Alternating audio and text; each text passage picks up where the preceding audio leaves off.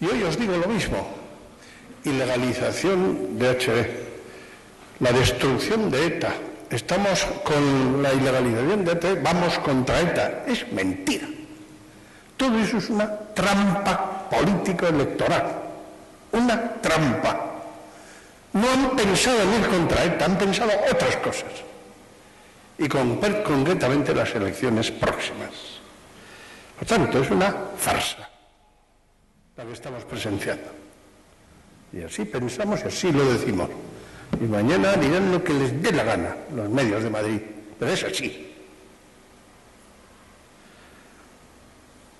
Hace todavía no tantos años, cuando alguien propuso la ilegalización de HB, no sé con qué ocasión, fue Aznar, él, el que dijo que no hacía ninguna falta una ley al respecto, que bastaba con la aplicación del Código Penal, y tenía razón, y luego ha cambiado de opinión. Y si queréis hacer un ejercicio de demostración de esto, mirad el calendario. ¿Cuándo han empezado a hablar de la ilegalización de HB estos del PP?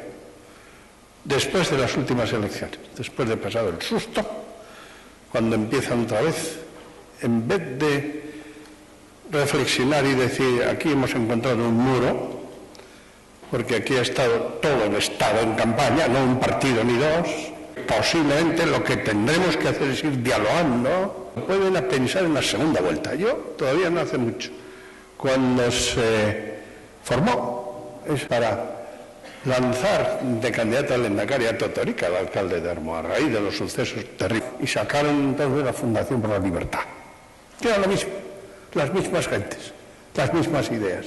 Yo escribí un artículo y dije, segunda vuelta. Es decir, ahora viene la preparación con todas estas cosas de las siguientes elecciones, las municipales y forales y autonómicas en otros sitios, y luego van a venir enseguida las generales, porque las que vienen son muy importantes para las generales, que es donde está de verdad el poder, el gran poder real, donde se va a disputar la fuerza del PP y del PSOE. ¿Creéis que esto es presentable, todo esto? Pero claro, ¿quién habla de esto? Nosotros aquí. ¿Y mañana quién va a hablar? Nadie. Porque estos que veis aquí todos lo pondrán, pero los redactores de sus periódicos, es el Diario Vasco y el Correo Español sobre todo, y el ABC, que es lo mismo, y todo eso no se lo sacan lo que les da la gana, y de eso no se debate, y eso es así, y es verdad. Todos esos tertulianos, pues ¿sabéis lo que gana un tertuliano? Y si no habla que no es debido, ¿qué creéis que pasa? No te dicen nada. A la semana siguiente ponen a otro.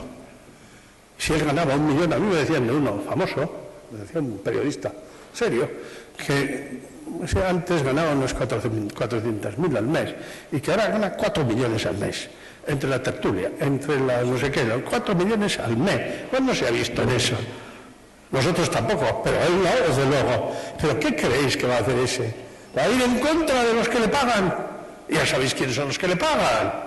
Eso es la técnica. Y a estos, 2 duros.